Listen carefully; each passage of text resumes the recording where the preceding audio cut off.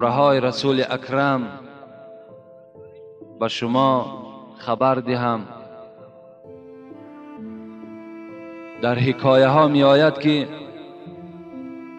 بار حبیب خدا همراه تمام اصحاب خود، صحابه های خود از مدینه منوره بیرون شدند و در یک سرزمین دیگر رسیدند و پیغمبر خدا در جای خود نشستند و این صحابه ها هم، چه ابوبکر صدیق، چه عمر ابن الخطاب، چه عثمان، چه حضرت علی و دیگر یاران پیغمبر در اطراف پیغمبر بودند و پیغمبر خدا از آنها یک سوال کرد، یک سوال داد. گفت ای اصحاب من، برای من خبر دهید که از همه دیده ایمانی کی عجیبتر ایمان است. یعنی عجیب گفته مثل که اگر به گوش ما و شما میرسد که یک آدمی خیلی از خدا و از پیغمبر دور وقتی ایمان میارد، آدم تعجب میکند که نخوا که فلانی ایمان آورده باشد. یعنی یک صیغه تعجب است، یعنی انسان حیرت میماند. رسول اکرم این گونه سوال کردند: ایمانی کی چنان ایمانی هست که انسانهای دیگر را در حیرت بیارد؟ صحابه های پیغمبر گفتند ایمان ملائکه ها. ایمان ملائکه ها ایمانی هست که تمام بشریت را در حیرت می آرند چگونه ایمان داشته باشند. رسول اکرم گفتند نه، گفتند ایمان ملائکه ها ایمانی عجیب نیست. ایمانی که شما را در حیرت بیارد این گونه ایمان نیست. گفت اونها چگونه ایمان نداشته باشند زمانی که اونها در حضور خدا هستند. اونها در حضور خدا هستند، در نزد پروردگار هستند. اونها چگونه به ایمان وجود داشته باشند؟ یعنی اونها باید حتمی ایمان بیارند. ایمانی اونها هیچ عجیبی ندارد. صحابه گفتند پس ایمان ملائکه ها که ایمان عجیب نباشد، ایمان پیغمبرها ایمان عجیب است. پیغمبر خدا گفتند نه، گفتند پیغمبرها هم ایمانشان ایمان عجیب نیست، زیرا که به پیغمبرها وحی الهی پایان می شود و پیغمبرها حضرت جبرائیل پایان می شود. پیغمبرها جبرائیل با چشم می بینند، چگونه ایمان نداشته باشد؟ ایمان پیغمبرها هم ایمان عجیب نیست. گفتند صحابه گفتند پس ایمان ملائکه ها ایمان عجیب نباشد، ایمان پیغمبرها ایمان عجیب نباشد، پس ایمان ما گفت ایمان عجیب است. صحابه های پیغمبر گفتند ایمان ما ایمان عجیب است. رسول اکرم گفتند نه، گفتند ای اصحاب من، ای صحابه های من، ای همنشین های من، ایمان شما هم ایمان عجیب نیست، زیرا که من در بین شما هستم، زیرا که شما معجزه های مرا به چشم میبینید، شما آمدن جبرائیل حس میکنید. از این خاطر ایمان شما هم ایمان عجیب نیست. گفتن ای پیغمبر خدا ما عاجز آمدیم، ایمانی کی ایمان عجیب است؟ ایمان ملائک ایمان عجیب نباشد؟ ایمان پیغمبرها ایمان در حیرت می آوردگی نباشد؟ ایمان ما صحابه هایی که برای تو و برای قرآن و اسلام جانمان فدا میکنیم، ایمان ما هم که ایمان در حیرت می آوردگی نباشد؟ ایمان کی ایمان عجیب است؟ پیغمبر خدا گفتند ایمان آن کسانی که مرا نادیده ایمان آوردند، ایمان آن کسانی که در صحبت من ننشستند، از زبان من چیزی را نشنیدند، از معجزات من چیزی را مشاهده نکردند. ایمان اونها ایمان عجیب است. وددت انی لقیت اخوانی، دوست می‌دارم، گفت پیغمبر، دوست می‌دارم که با برادرهای خود ملاقات کنم. قالوا اولیس نحن اخوانک، صحابه ها گفتن ای پیغمبر خدا، آیا ما برادرهای تو نیستیم؟ آیا با ما ملاقات داری کو؟ با ما هم نشین هستی کو؟ آیا ما برادرهای تو به حساب نمی رویم؟ قالوا انتم اصحابی، ای اصحاب من، ای هم نشین های من، شما برادرهای من نه، بلکه شما صحابه های من هستین، شما هم صحبتان من هستین، شما هم مسلکان من هستین. ولكن اخوانی الذين آمنوا بی ولم يرونی، لیکن برادران من، گفت پیغمبر، آن کسانی هستند که مرا نادیده ایمان آوردند. ما و شما را پیغمبر خدا برادرش میخواند، ما و شما را پیغمبر خدا فرزند میخواند. برای این ایمان ما و شما ایمان عجیب است. طوبی لمن رآنی و آمن بی مرتن و طوبی لمن لم یرنی و آمن بی 7 مرات. پیغمبر چی گفتند؟ خوش به حالی آن امتی که مرا دیدن و ایمان آوردن، مرا دیده ایمان آوردن، یک رحمت خدا بر اونها باد. لیکن آن امت، آن کسانی که نادیده به من ایمان آوردن، 7 رحمت پروردگار به آنها باد. این رحمت های بیشمار پروردگار نصیب ما و شما بندگان بوده است. ما و شما چه امتی بهترین به حساب می رویم، زیرا که ما این حبیب خدا را ندیدیم، زیرا ما در پهلوی این حبیب خدا ننشستیم، از زبان او چیزی نشنیدیم، هرچی دیدیم در کتاب دیدیم، هرچی شنیدیم از زبان عالم ها شنیدیم. ایمان ما و شما ایمان عجیب بوده است. ایمان عجیب است که شما تمام کار دنیا را پس پشت میکنید و برای چه فرضها چه سنتهای پیغمبر دوان دوان به مسجد حاضر میشوید. ایمان شما ایمان عجیب بوده است. خوش به حال همه شما. به این ایمانداریتان، به این امتی محمد صلی الله علیه و سلم بودنتان شما باید افتخار کنین، شما باید فخر کنین که اولا خداوند شما را مسلمان آفرید، مسلمان پیدا کرد، حیات مسلمانی را بر شما نصیب گردانید و از بهترین کتابهای خود که قرآن است خدا بر شما نصیب گردانید. باید در این شما افتخار داشته باشید، شما فخر کنید که بهترین امت هستید و به سوی پروردگار پناه طلب کنید که هزارها شکر به سوی تو که ما را یهودی نگردانیدی، ما را نصرانی نگردانیدی، ما را پیرو دین زردشت نکردی، ما را پیرو دیگر دینهای منسوخه و باطله نگردانیدی. حالان که اونها هم مثل ما و شما چشم و گوش و دست و پا دارند، لیکن خدا اونها را در این راه هدایت، در این راه بهترین سزاوار نگردانید.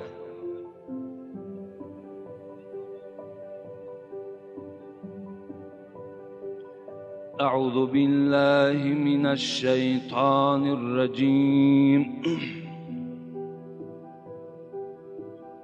بسم الله الرحمن الرحیم.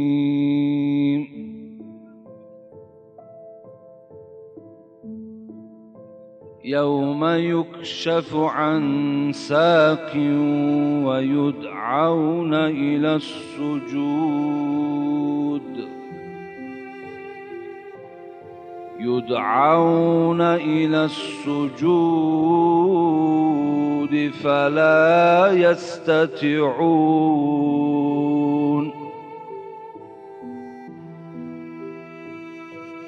خاشعة أبصارهم ترهقهم ذلة وقد كانوا يدعون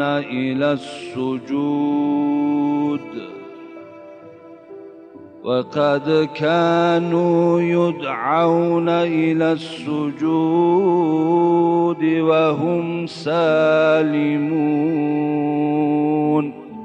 صدق الله العظیم. این آیه هایی که الحال تلاوت کردیم از سوره مبارکه قلم است که در پاره 29 از قرآن واقع هست و می خواهم که من با شرح این آیت ها امروزه موعظه را انجام دهم.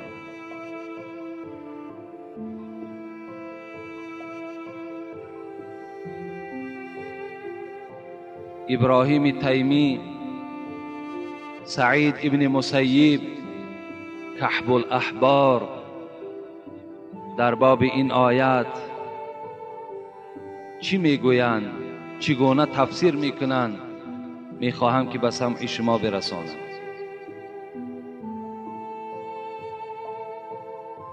یوم یکشف عن ساق،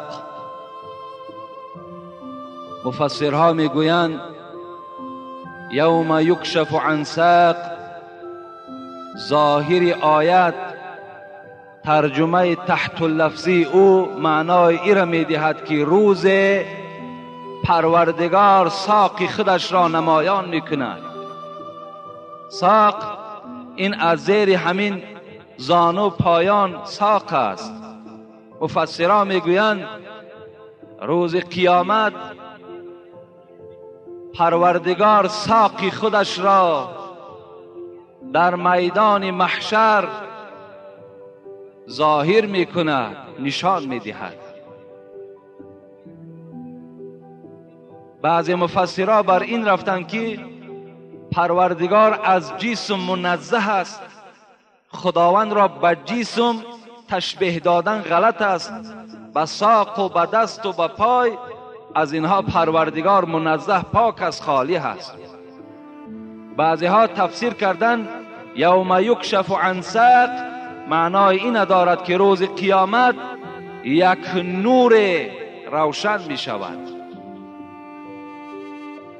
لیکن اکثر مفسرین یوم یکشف عن ساق را با چی تحلیل کردن؟ کشف الامر عن ساقی. عرب ها می گویند کار ساقی خودش را برهنه کرد. مفسران می گویند که یوم یکشف عن ساق این نه از ظاهر کردن ساق پروردگار است و نه از روشنی نور است، بلکه از دشواری آن روز قیامت است. روز قیامت را مفسران در زیر این آیت تحلیل کردند که چی یک روز دشواری هست، چی یک روز هولناکی هست، چی یک روز دهشتی هست که شاید که شما چی در لنتها و چی در دیسک ها و تماشا کرده باشین که یک لحظه های که ساخته از مخلوق پروردگار است که از این دم دشوارتر و سنگینتر است آن روز. مفسرای قرآن گفتند یوم یکشف عن ساق این از روز دشواری قیامت را نشان می‌دهد. یا ایها الناس اتقوا ربکم واخشوا یوما لا یجزی والد عن ولده ولا مولود هو جاز عن والده شیئا. خدا خبر می‌دهد آن روز چنان روزی هست که فرزند برای کمک کردن پدرش هیچ قوت ندارد، هیچ شرایطی ندارد و پدر هم برای نجات دادن فرزندهاش هم هیچ شرایطی ندارد، بلکه یوم یفر المرء من اخی و امه و ابی و صاحبتی و بنی لكل امرئ منهم یومئذ شأن یغنی. بلکه خدا میگوید آن روز چنان روزی هست که تا جایی که پدر بالای سری فرزند خود سیله کند، فرزند خود در آغوش گیرد، تا جایی که فرزند پدر خود در آغوش گیرد، بلکه از یکدیگر جدا می شوند و می گریزند. پدر راه گریزش دیگر راه است، فرزند راه گریزش دیگر راه است، مادر راه گریزش دیگر راه است، دختری او دیگر راه را برای خود پیشه میکند. هر کس هر یک راهی را برای گریز برای خود انتخاب میکند.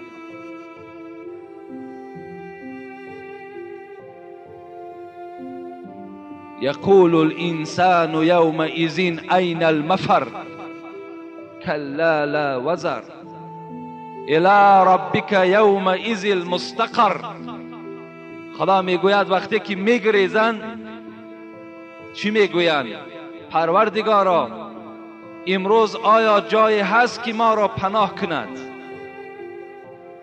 یقول الانسان یومئذ این المفر، کجا گریزیم؟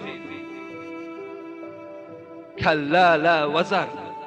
خدا میگوید امروز دیگر قلعه های شما، خانه های شما، کوه ها شما را دیگر پناهگاهی نیست. الی ربک یومئذ المستقر. امروز همه بازگشت شما به سوی پروردگار است. شما باید در نزد پروردگار حساب عمر خودتان را جواب گویید. امروز راهی گریز نیست دیگر. یحشر الناس یوم القیامت. پیغمبر خدا گفتند روز قیامت وقتی قبرهای شما تیکه تیکه می شود و شما از داخل قبر وقتی که بیرون می شوید، رسول اکرم نزد عایشه صدیقه این سخن را می گوید: حفاتا عراتا مشاتا غرلا. پیغمبر خدا گفتند روز قیامت وقتی شما زنده می شوین و از قبر بیرون می شوین، شما حالت ده هستین که پایهای شما لیچ است، پایهای شما لوچ است، در پایهای شما هیچ پای افضالی نیست. عراتا، بدنهای شما لوچ است، در بدنهای شما لباس نیست. مشاتا، شما هیچ چیزی سواره در روز قیامت همراه خود ندارید. غرلا، اشاره کرد به سوی مردها که شما در حالتی هستین که حتی ختنه نکرده شده هستین. اگرچه در دنیا ختنه هم کرده باشین، روز قیامت شما در حالتی میخیزین که شما ختنه نشده هستین. حضرت عایشه صدیقه وقتی این سخن شنیدن، اون زنها چه زنهای مسلمانی بودند، یک ترس میگد وجود عایشه را فرا گرفت و گفت: یا رسول الله، النساء والرجال جمیعا ينظر بعضهم الى بعض. ای حبیبی خدا، شما گفتید که مردها و زنها همه در حالت عریان از جا میخیزند، یکدیگر را نظر میکنند. وقتی زنها با مردها که آمیخته باشند، این چی یک دهشتی هست، این چی یک بی‌حیایی هست. مردها زنها را تماشا کنن و زنها باشد مردها را تماشا میکنن. رسول اکرم گفتن: یا عایشه، ای عایشه، الامر اشد من ان ينظر بعضهم الى بعض. ثم قرأ. عایشه گفتن میگویی که زنها مردها را نظر میکنن، مردها زنها را تماشا میکنن. الامر اشد. آن روز گفت چنان روز دهشتی هست، آن روز گفت چنان روز هولناکی هست که انسان در پهلوی بدای خود را نمیشناسد کی هست و نظرم نمیکند. حتی اگر در پهلویش پدرش باشد به پدر نظر نمیکند، در پهلویش مادرش باشد به مادرش نظر نمیکند. آن روز چنان دشوار روزی هست که هر یک انسان با نفسی میگوید وای جانی خودم، وای جانی خودم. از نزد پروردگار نجات میابم یا نمیابم؟ و رسول اکرم آیه سوره عبسه را خواندند. این آیه عبسه را چنان تحلیل است که آن روز چنان روزی هست که شأن و یغنی شما را چنان یک امر مشغول میگرداند که شما به هیچ طرف نظر نمیکنید. اون چه امر است؟ اون چی فکر است؟ اون چی خیال است؟ اون خیالی هست که پروردگارا من نجات میابم یا نمیابم؟ آیا در گروه دوزخی ها هستم یا در گروه جنتی ها هستم؟ آیا در گروه بدبخت ها هستم یا در گروه نیکبخت ها هستم؟ هر انسان در این خیال آن روز گرفتار است.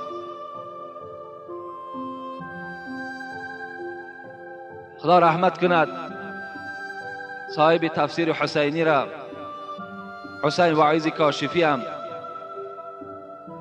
این خیالاتی که در روز قیامت به ما و شما می آید در یک رشته نظم در آوردن که کشتی آمد در دریا شکست، تخته زان کشتی بر بالا نشست، گربه و موش بران تخته بماند، کارشان با یکدیگر پخته بماند. نیزی گربه موش را راهی گریز، نیزی گربه موش را چنگالی تیز، هر دوشان از حول دریای عجم، در تحیر باز مانده خشک و لب. در قیامت این چنین غوغا بود، یعنی آنجا نه تو و نه ما بود. حضرت میگوید من برای شما یک ساده کرده یک مثال میارم که آن روز مثل که یک کشتی در یک دریا غرق می شود و یک تخته او بالای دریا می براید و در یک پهلوی تخته گربه هست، در یک پهلوی تخته موش است. اگر اینها در دنیا رو پرو می شدن، هر آینه موش از گربه می گریخت و گربه باشد هجوم بالای موش می کرد. لیکن وقتی که در بالای بحر در بالای یک تخته هستند، این موش و گربه در یک خیال هستند که آیا از این بحر نجات میابیم یا نمیابیم. در فکر هجوم یکدیگر نیستند، در فکر یکدیگر را پیشادم کال کردن نیستند، بلکه در خیال اینها این است که آیا از این بحر به ساحل میرسیده باشیم یا نمیرسیده باشیم. یعنی آن روز قیامت ما هم چنان حالت فرا میگیرد که آیا نجات میافته باشیم یا نمیافته باشیم. بسیاری از بدبختان همین تاجیک ما و شما وجود دارد که حتی قیامت انکار میکند، به آمدن قیامت باوری ندارد، نماز میخواند، در کار شود نماز جماعت ده هم اشتراک میکند، لیکن از قیامت باوری ندارد. حتی از زنده شدن روزی قیامت و زنده شدن در قبر باوری ندارد. اینها در بین همین تاجیکان ما و شما هم وجود دارد. وای به حالشان. ایحسب الانسان ان لن نجمع عظاما بلا قادرین علی ان نسوی بنانا. این خداوند از بالای 7 طبقه آسمان ندا دارد، میگوید بعضی از انسانها گمان میبرند که این استخوانهای پوسیده اونها را ما جمع کرده نمیتونیم. بعضی از انسانها گمان میبرند که ما این استخوانهایی که 1000 ساله و 2000 ساله هستند اینها را زنده گردانیده نمیتونیم. لیکن خدا میگوید بلا قادرین علی ان نسوی بنانا. این پروردگار شما چنان قادر هست که حتی همین سرهای انگشتان شما را برابر میکند. ان نسوی بنانا، این معجزه قرآن است. امروز اگر شما نظر کنین، اگر در دنیا 6.5 میلیارد آدم زندگی کند، سر انگشتان از یکدیگر با یکدیگر مانند نیستند. 6.5 میلیارد آدم، 6.5 میلیارد نوک انگشتان دیگرگون است. خطهایی که در این بالای نوک انگشتان هست اینها دیگرگون هستند. بین در انسانها چشمهای مانند یافت می شود، دستهای مانند یافت می شود، قدهای مانند یافت می شود، لیکن نوک انگشت مانند در دنیا وجود ندارد. اگر شما در برنامه‌های تلویزیونی تماشا کنین، وقتی انتخابات پرزیدنت ها می شود یا دپوتات هاش می شود، نوکای انگشت رنگ میکنن و در بالای کاغذ میگذارن، مثل مهر، مثل پیچت واری، و او را در کامپیوتر جا میکنن. برای چی؟ برای چی کف دستی او را نمیگیرن؟ برای چی کف پای او را نمیگیرن؟ فقط نوک انگشت او را میگیرن. زیرا در دنیا نوکای انگشت ها مختلف هستند. نوک انگشت در دنیا مانند نیست. خدای را در قرآن، معجزه قرآنی است که ان نسوی بنانا، ما حتی نوک انگشت هاتون برابر میکنم. اون خداوند فریاد میزد است، ندا میکرده است. چی ندا میکرده است؟ ندا میکرده است که پروردگارتان را سجده کنید. یدعون الی السجود فلا یستطیعون. لیکن یک گروه انسان ها خداوند را در روز قیامت سجده کرده نمیتونند. خدا میگوید طایفه های هستند که خداوند را در روز قیامت، که روزی هست که فقط رحمت الهی در کار است، همان روز برخی از بندگان خداوند را سجده کرده نمیتونستند. برای چی نمیتونند؟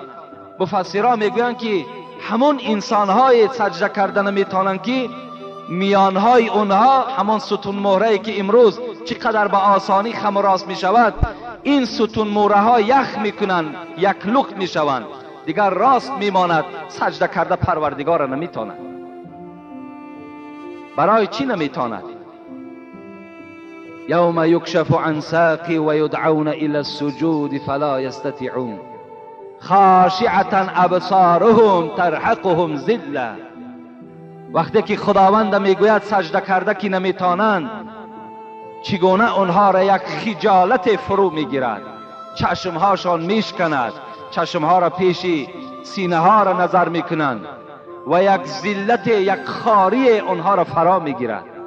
چگونه ای که در دنیا یک آدم ما و شما در بالای جنایتش به دست میگیریم، در بالای زیناکاری به دست میغلطد، یا بی نماز است، در بین مردم خجالت است، از این ده هم خجالت وزنین در روز قیامت همو انسانهای را فرا میگرفت است که در محشرگاه پروردگار را سجده کردن نمیتونند. سجده کردن نمیتونند. در دوامش میگوید خداوند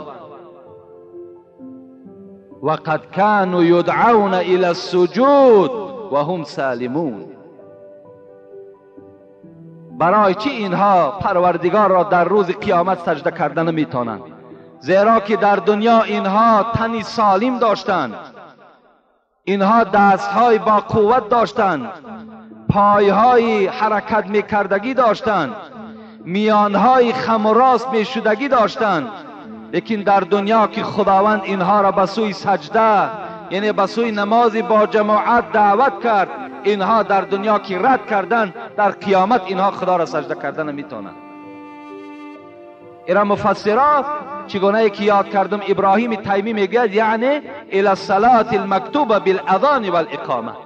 همین و هم سالمون که خداوند میگه اونها سالم بودند، تنی صحت داشتند، لیکن در دنیا که خدا را سجده نکردن، ابراهیم تیمی میگوید که مراد از این سجده این نماز هست که از مکانی که اذان و قامت گفته می شود ان همون نماز در نظر داشته شده است، یعنی نمازی با جماعت است.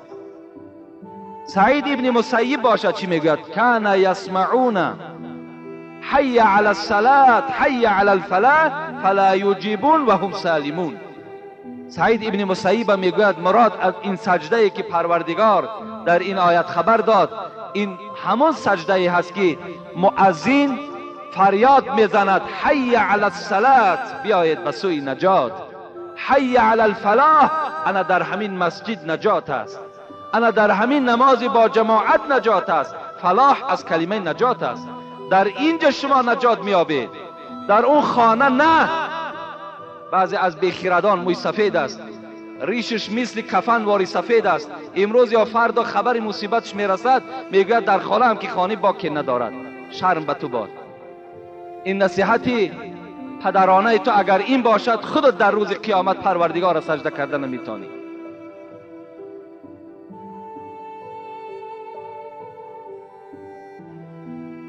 سعید ابن مسیب میگوید فریاد میزند مؤذن حی علی الصلاة، به معنای ایتی، بیایید ای مردمی که در خانه هستین بیایید.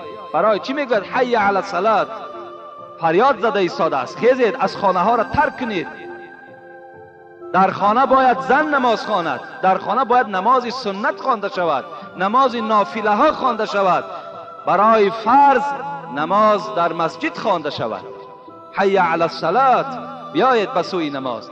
حی علی الفلاح، انا در همین نمازی که در جماعت خوانده می شود، سعید ابن مسیب میگوید خداوند میگوید که انا در همین نماز چی است؟ نجات است. میشنوند صدای اذان، میشنوند. یا امروز صدای اذان شنیدن شرط نیست، در محله که مسجد هست باید که در همون محله تو میشنوی نمیشنوی نمازت باید با جماعت خوانده شود. حضرت کعب الاحبار حضرت گفتند والله گفتند ما نزلت هذه آیه فی الذین تخلفوا عن الجماعه فأی وعید اشد من. حضرت کعب الاحبار میگوید این آیه که در سوره قلم است که ما تلاوتش کردیم، قسم به خدا میگوید سبب نزول این میگوید فقط و فقط در حق آن کسانی هستند که تخلفوا عن الجماعه، از جماعت بیزاری میطلبند، از جماعت پرهیز هستند، جماعت را بد میبینند، در جماعت اشتراک نمیکنند. قسم به خدا میگوید این آیت فقط و فقط در حق اونها نازل شده است. ایرا کعب الاحبار در تفسیر انمین آیت میگوید و حضرت میگوید از این آیت را دیده برای آدمانی که نماز جماعت را ترک میکنند دیگر وعیدی سخت در قرآن وجود ندارد. امروز با این قدر شرایط، با این قدر حالتهای خوبی که در ما هست، اگر ما و شما نماز ترک کنیم، اگر ما و شما نماز جماعت نخوانیم، ما و شما را همتا آشکار میکند که شما مسلمان کامل نیستین، شما زمان ساز هستین. تا دیروز یک زمانی بود که آمدن مسجد جنایت بود، برای تو یک بانه بود که مرا حکومت نمیگذارد، در قانون ممکن نیست. امروز الحمدلله چنان راهبری داریم که عدلش تمام جمهوری ما و شما را فرا گرفته است. مرحمت، رفته در مسجدهاتون نمازتون نخوانین. قانون برای ما و شما امروز هیچ مانعگی ندارد، هیچ صدی راه نمی شود، فقط ایمان کامل در کار که تا که سنت پیغمبر تا ترک نکنی. صوفی علیه را خدا رحمت کند در رشته های نظم میگوید به خصوص آن گزیده دو صحرا خاتم انبیا حبیب خدا، آن حبیبی که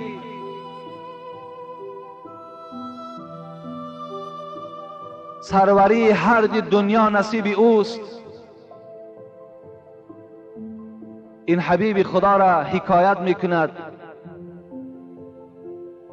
وقتی آخر که ماند از پا باز، گوش او را رسید بانگ نماز. این ترجمه و تحلیل حدیث پیغمبر خداست.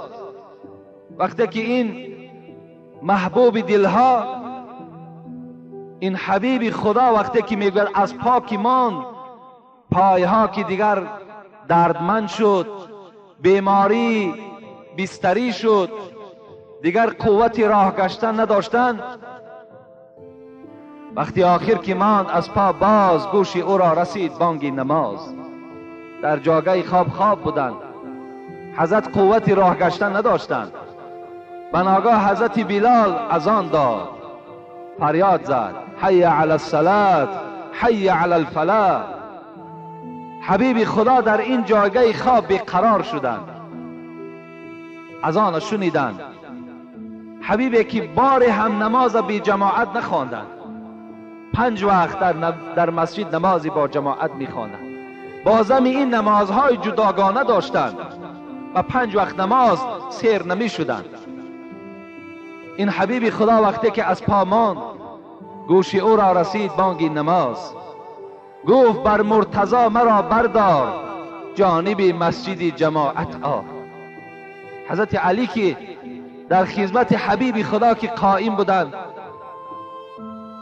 به حضرت علی خطاب کرد. علی گفت مرا بردار، مرا بردار که از داخل مسجد مؤذن فریاد دارد که بیاید به سوی نماز بیاید، بیاید که در این نماز نجات است. مرتضی که به خادمی سر داشت، مصطفی را به پشت خود برداشت.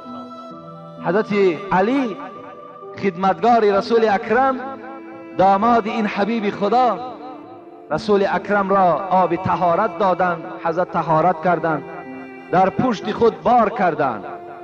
در روایت ها می آید که 3 بار حضرت علی او را آب طهارت می داد. در پشت که بار میکرد، حضرت حبیب خدا که بدنش خیلی ضعیف شده بود و خیلی بیماری وزنی که فرا گرفته بود، نصف را که میرفت میگفت علی پس گرد که من طهارتم شکست.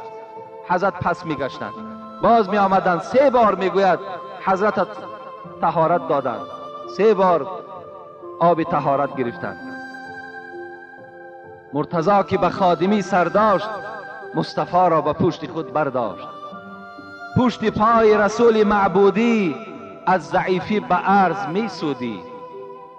حضرت میگوید وقتی که برداشتن حبیب خدا گفتن در بعض روایت که ای علی مرا آنقدر بردار که پایهای من در زمین شکیده شکیده رود، تا که آثار قدم من در نزد پروردگار ثواب دارد. هر کدام شما وقتی که از خانه قدم زنان میآیید، در هر یک آثار، در هر یک قدمی که داشته شما، خداوند برای شما مغفرت گناه وعده کردگی است. این حدیثای صحیح پیغمبری خدا. حضرت گفتند که مرا آنقدر بردار که پشتهای پای من در زمین شکیده شکیده رود. اون زمانها این گونه رسته های تازه و آباد نبود. اون زمانها قمزار بود. اون زمان از خس و خاشاک خالی نبود. پشت پای رسول معبودی از ضعیفی به عرض می سودی. از گرمی زمین میگوید صوفی اللیار که پشت پای حضرت سخته سخته با چنین مهنت و مشقت و درد به جماعت ادای طاعت کرد. با این قدر مشقت، با این قدر کلفت، حبیب خدا در بالای بستر خواب نکردند، بلکه جایگاه را ترک کردند. آمدن قوت ایستادن نداشتند. گفتند که ابوبکر صدیق پیش در آید. ابوبکر صدیق پیش در آمدند و حبیب خدا از پس او نماز خواندند. در این گونه حالت وزنین رسول اکرم نماز با جماعت ترک نکردند. از این خاطر صاحب مختصر خدا رحمت و مغفرت کند میگوید الجماعت سنت مؤکده. جماعت سنت مؤکده هست. اگر شما قدرت داشته باشین، اگر شما شرایط آمدن مسجد داشته باشین، لکن بازم این مسجد نه آین، شما ترک سنت مؤکده کردین، شما در نزد پروردگارتان گناهگار میشوید. ببینید امروز چنان امت اسلام را یک تنبلی، یک غفلت چنان فرا گرفته است که اگر ما و شما را 1 کیلومتر یا 2 کیلومتر اگر معرکه خوردن باشد، قوت داریم، شرایط داریم، میریم برای نفس، برای سیر کردن نفس میریم. لیکن برای که نماز ما در مسجد خوانده شود و این عمل ما طبق گفته حبیب خدا شود، این ما و شما رد میکنیم. به نزد هر طعام پهلوانی، خدا رحمت کند جنونی را، حال ما و شما را دیدن طعام خورها، نفس پرورها، ما و شما را دیدن حضرت چی گفتن؟ خطاب کردند به نزد هر طعام پهلوانی، به وقتی بندگی رنگی زنانی. وقتی اگر عبادت پروردگار شود، وقتی که اذان از بالای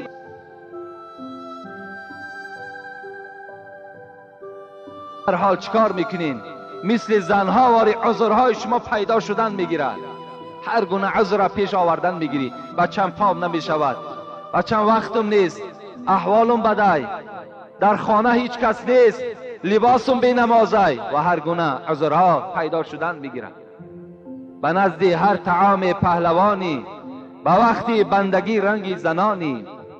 روی کوها به عزمی بیل دسته، به مسجد می شود پایت شکسته. همه جا می رای مثل گاواری خوراک تک خورده می تانی. تمام دنیا را اگر بارت کنن، بار دنیا را کشیده می تانی. اگر در یک زمین داشته باشی، برای زمینت از سحر تا دیگه در همون زمین می استی، برای که یک ماه یا 2 ماه خوراکی تو پیدا شود. لیکن در یاد تو آمدن مسجد هیچگاه نمی زند. دل تو بار هم به مسجد نمی سوزد. امروز شکرانه کنین، خدا این استقلالیت و این آزادی را برای شما داده است. باور کنین این نعمت گران است.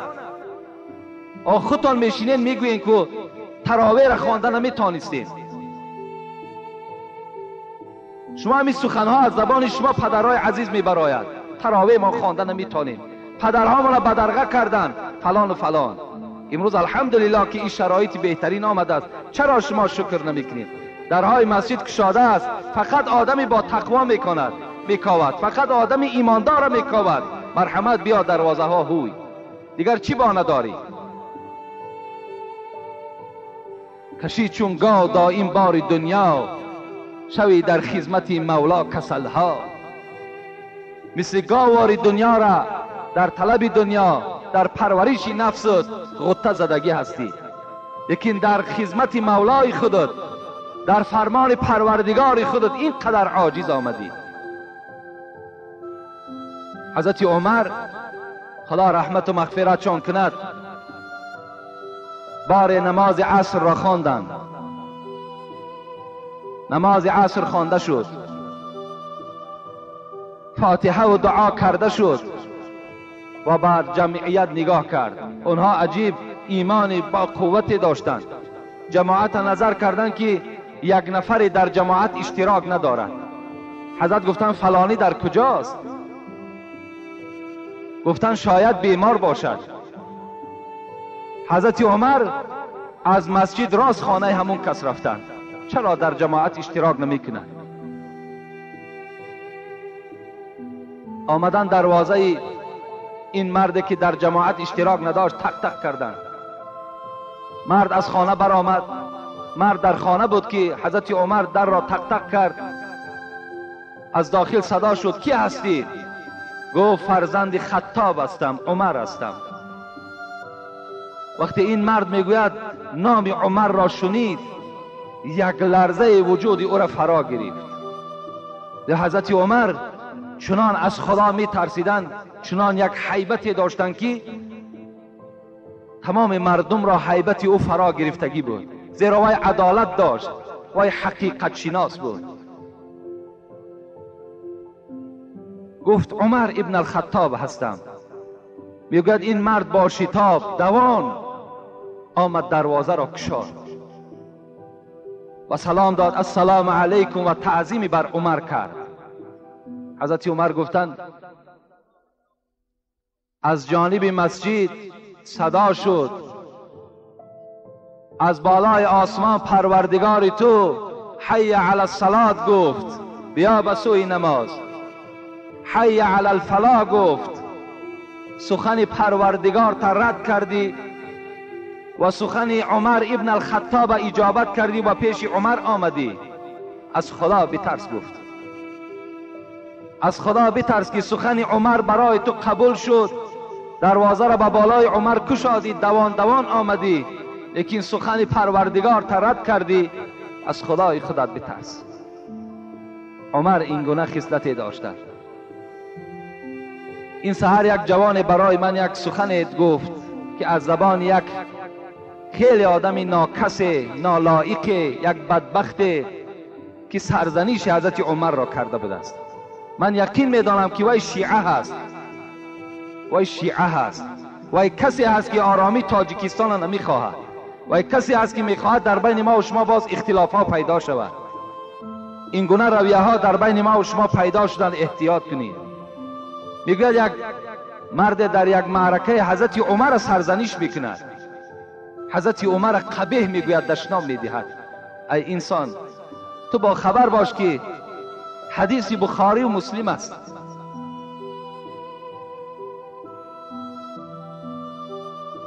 باری میگوید پیغمبر خدا در طرف راستش ابوبکر صدیق بود، در طرف چپش حضرت عمر بود. میگوید به طرف مردم اشاره کرد، روز قیامت گفت دستای هر دی ایشان قفی دست ابوبکر دست عمره.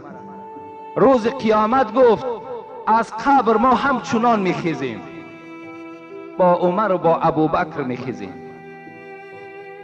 این یک شرف است که در پهلوی پیغمبر خدا ابوبکر خوابیده است، امروز در پهلوی پیغمبر خدا عمر خوابیده است.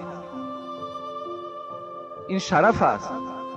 ان الله جعل الحق على لسان عمر و قلبه. پیغمبر خدا را حدیثش است که خداوند حقیقت را در دل و زبان عمر نهادگی است. ای عمر گفت چنان حیات بسر میبری که یک رفیق در حیاتت نمیابی، زیرا تو حقیقت گو هستی. چنان حقیقت داری که یک رفیق را تو در دنیا صاحب نمیشه. این خصلت های خوبی عمر بود. چگونه همی انسان زبانش کشاده می شود، عمر را سرزنش میکند، ابوبکر را سرزنش میکند. خوش به حال همون جوانی که در همون حالت دندان این بدبخت را میشکند، خوش به حالش. بار حضرت عمر میگوید شب بود، اون حضرت از تمام اهالی مدینه خبر میگرفت، شب خواب نداشتند. آیا برای اونا خواب شیرین نبود؟ خواب شیرین بود، لیکن از قیامت میترسیدند، حق رعیت پایمال نمیکردند. شب بود. میگوید عبدالرحمن ابن عوف میگوید همراه من بود. شب وقتی در کوچه های مدینه میگشتیم، نگاه کردیم که در یک گوشه مدینه یک علاوه میسوزد. عمر گفت این کی باشد در این نصف شب؟ وقتی نزدیک آمدیم نگاه کردیم که یک زن 4 فرزند دارد، فرزندهاش گریه دارند، با آواز بلند میگویند مادر جان گرسنه ماندیم، مادر جان گرسنه ماندیم. عمر وقتی صدای این میگه تفلکا را شنید، عبدالرحمن میگوید دیگر طاقت نکرد و از این مادر پرسید در این دیگ چی داری؟ گفت در این دیگ آب دارم و در داخلش یک چند دانه سنگ را پرتافتم و این فرزندها را فریب داده ایستادم که الحال خوراک شما تیار می شود، الحال خوراک شما تیار می شود. شاید که اینها را خواب برد، لیکن خواب نمی برد. این مادر میگوید عمر را نشناخت، ندانست که این عمر است. حضرت میگوید دوان عبدالرحمن را گرفت و با بیت المال آمد میگوید یک مقدار روغن و یک مقدار عسل و یک مقدار آرد را گرفت و آمد میگوید خود عبدالرحمن میگوید حضرت میگوید آمد که الک آتش خاموش شده است، خود میگوید علاو میکرد، پوف میکرد، از ریشهای مبارک میگوید دود بیرون میشد، گلوی مبارک میگوید دود فرا میگرفت، پوف میکرد، علاو این دیگ را در داد. خود با دست خود میگوید یک آتله تیار کرد و در پیش این زن و کودک ها گذاشت. این زن گفتن که خوش به حالت، گفتن ای مرد، گفتن کاش که در جای عمر تو میشدی و این مدینه و این خلافت مؤمن ها زیبنده تو بود. گفت چرا عمر در تخت خلافت نشستگی است؟ عمر میگوید گفتن ای مادر، گفتن این شهر کلان است، عمر به همه این نمی رسد، عمر از حال همه شما درکدار نمی شود. میگوید وقتی خوراک دادن همین عمر امیر المؤمنین، وقتی میگوید نگاه کرد که کودکا خوراک خوردن، سیر کردن، خواب کردن، عبدالرحمن میگوید یک سنگ کلانی بود، از پس همون سنگ نگاه میکرد کودکا چگونه خواب هستند. وقتی اونها را در حالت خواب دید میگوید پس گشت آمدن و میگه به این مادر اعلان کرد که سحر به مسجد بیا، اونجا من برای تو عمر را نشان میدهم که عمر کی هست. عبدالرحمن ابن عوف میگوید وقتی که ما سحر بامداد خواندیم، نگاه کردیم از دروازه همان زن با همراه کودک‌ها در آمد. وقتی عمر را میگه در محراب دید و مردم همه مراجعت دارد امیر المؤمنین، امیر المؤمنین، این زن میگوید خجالت شدن، گفتن ای عمر، گفتن مرا ببخش که من شب خیلی شما را سخنهای درشت گفتم، سرزنش کردم، عمر گفتن نه، گفتن این سرزنش نبود. تا بروز گفتن حضرت عمر من خواب نداشتم. تا بروز گفتن من در گریه بودم که حال شما را در قیامت چی جواب میگویم. و میگوید گفتن ای مادر از من راضی شدی؟ گفتن راضی شدم. گفت در اینجا یک مکتوب بنویس به دست، خدا ترسی را ببینید. یک مکتوب با دست خود بنویس و بگو که من از عمر راضی هستم. و نویساند که من از عمر راضی هستم. عبدالله ابن مسعود فریاد زد، عبدالرحمن ابن عوف فریاد زد، گفت در زیرش امضا کنید، امضا کنید که این زن از عمر راضی هست. میگوید امضا کردند و گفت ای گفتن پیروان عمر گفتند وقتی عمر از دنیا میگذرد شما را به خدا قسم میدهم که همین در پهلوی من در قبر همین مکتوب گذاره تا که در پیشگاه خدا من جوابگر نباشد. عمر چگونه شخصیت بود، این گونه خدا ترسی داشت. این نجس ها و این بدبخت هایی که عمر امروز ملامت میکنن خودشان چی خدمت کردن؟ خودشان کی هستن اونها؟ اگر اونها را تفتیش کنیم باور که یگان حرامی هست، وای از ولد زنا هست، وای حلالی نیست. بار وای بدبخت دو رکعت نماز تهجد در شب خواندگی نیست، یک آدم نماز خوان کردگی نیست، میخیزن عمر سرزنش میکنن. در این مسئله ما و شما با احتیاط باشیم. و این عمری هست که برای نماز با جماعت اینقدر کوشش میکردن. اگر عمر از خدا نمیترسید پس کجا خیس رفت برای یک آدمی که در قوم در جماعت اشتراک نمیکند برای او شده اینقدر سرگردانی کردند و یا اینقدر تحقیر کردند. انشاءالله من جمعه آینده در باب این فضیلت های نماز جماعت باز با شما صحبت میکنم، زیرا خیلی حدیث های پیغمبر خدا ناگفته ماند و به همه شما خبر میدهم که روز سه شنبه چگونه ای که همه شما انشاءالله میدانید یا کسانی که ندانند روز سه شنبه ما و شما باید که روزدار باشیم. یعنی روز دوشنبه خدا خواسته باشد نماز تراویح میخوانیم. کار کنین که البته جماعت های مسجد ترک نکنین. برای همون چهارسومی که در صدقه فطر ما و شما را میدهند برای او شده ترک سنت پیغمبر در راه ندهین. کار کنین که نمازهاتون در مسجد خوانده شود. زود از که این میگذرد صدقه فطر شاید اون 50 سامان شود، 100 سامان شود، لیکن ثواب این نماز با جماعت، ثواب اینی که در مسجد خوانده می شود، این خیلی زاید است، خیلی زیاد است. و به همه امام ها هم یک التماس دارم که در همین یک ماه مبارک کار کنند که در بین مردم ترغیب و تشویق کنند، مردم به سوی مسجد دعوت کنند. در بین مردم در نیم ساعت اقلا جدا کنند، در بین مردم امر معروف کنند، نهی از منکر کنند. این افضل و بهتر است.